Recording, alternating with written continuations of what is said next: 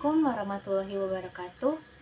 Perkenalkan, nama saya Putri Septia dari kelas 5C Prodi PGSD dengan NPM 5019084. Saya dari STKIP PGRI Kota Lubuk Linggau.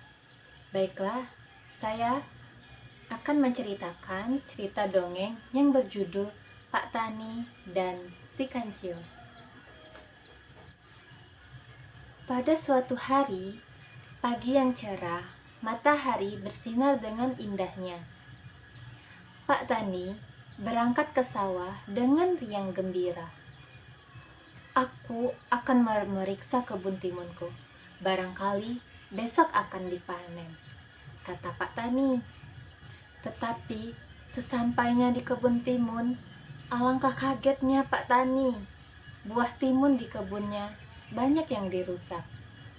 Aduh, siapa yang merusak kebun timunku ini?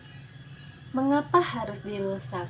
Kalau mau ambil, ambil aja. Aku bukan petani yang pelit. Dengan hati muram, Pak Tani pulang ke rumah. Ia menduga-duga, hewan apa yang suka mentimun?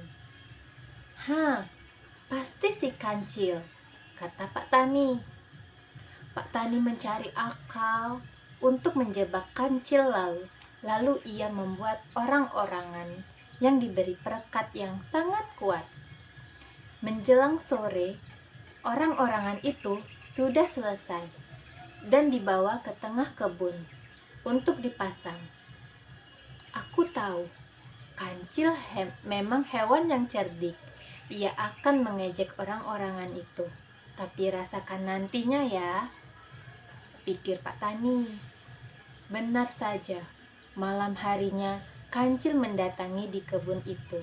Ia tertawa sinis melihat adanya orang-orangan itu.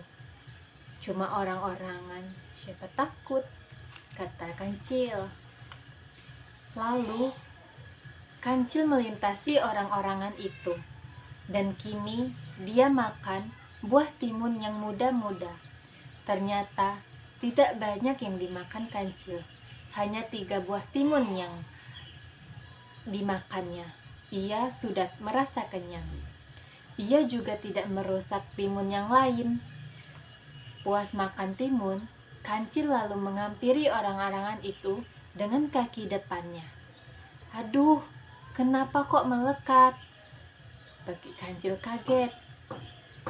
Hai orang-orangan jelek, lepaskan kakiku. Kalau tidak, kupukul lagi kau. Tentu saja, orang-orangan itu hanya diam saja. Kancil memukulkan kaki depannya yang satu lagi. Plak! Kini kedua kaki kancil melekat erat di baju orang-orangan.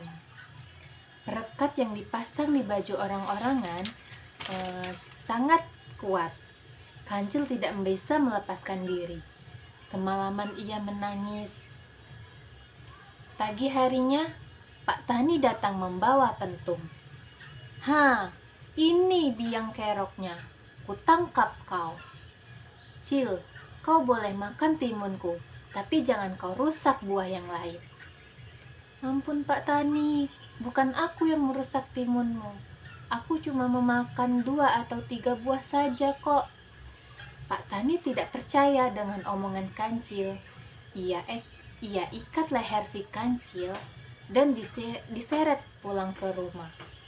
Di rumah Pak Tani, kancil diletakkan dalam kurungan ayam. Batu ini cukup berat, tidak mungkin kau bisa meloloskan diri. Aku akan pergi ke pasar untuk membeli bumbu sate. Ampun Pak Tani, aku jangan disate. Pak Tani pergi ke pasar. Pada saat itu, ada seekor anjing mendatangi kurungan si kancil. Cil, kenapa kau dikurung? Loh, apa kau tidak tahu, anjing? Katakan, ada apa, Cil?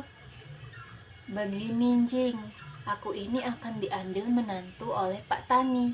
Makanya sekarang Pak Tani pergi ke pasar untuk membelikan baju dan makanan yang lezat-lezat untukku.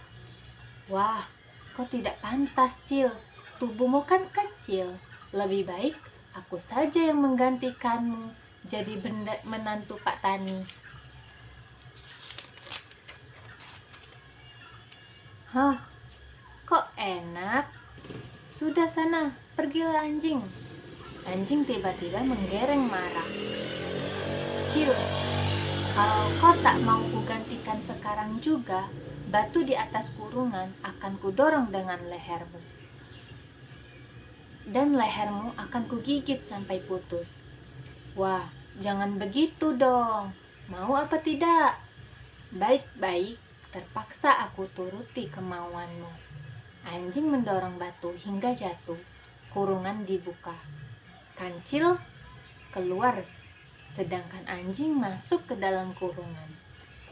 Selamat jadi menantu Pak Tani, Tuan Anjing, kata Kancil sembari berlari kencang. Sesaat kemudian, Pak Tani datang. Ia kaget, bukan kepalang, melihat Kancil yang berada di kurungan berubah menjadi anjing. Hormat pada calon mertua, kata anjing. Kancil memberikan haknya sebagai calon menantu Pak Tani kepada saya, si anjing yang gagah perkasa. Terus, mana si Kancil? Sudah pergi ke hutan, Pak Tani. Kamu mau jadi menantuku? Benar, Pak Tani. Sekarang, keluarlah dari kurungan, lalu duduklah yang manis dan pejamkan matamu. Aku akan memanggil putriku di dalam rumah. Anjing menunggu dengan hati berdebar. Pak Tani muncul kembali, tapi bukan dengan putrinya, melainkan dengan pentungan. Nih, hadiah untukmu, teriak Pak Tani sambil memukul kepala dan punggung si anjing. Ampun! Anjing menjerit dan melarikan diri sambil membawa dendam karena merasa ditipu si Kancil. Awas kau ya, Cil. Jika ketemu, langsung kugigit kau. Kancil sudah sadar tadi berlari kencang, namun karena jalannya lambat, maka dalam beberapa saat anjing sudah bisa menyusul di belakangnya. Wah, gawat, anjing sudah berada di belakangku, kata Kancil dalam hati. Aku harus segera bersembunyi. Anjing sangat marah karena ditipu Kancil.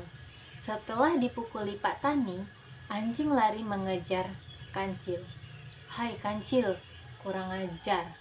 Tunggu aku, kugigit kakimu. Loh, kok marah? Kau sendiri yang minta diambil menantu Pak Tani.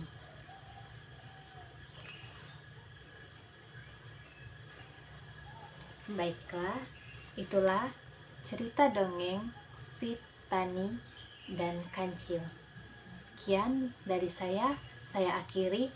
Wassalamualaikum warahmatullahi wabarakatuh.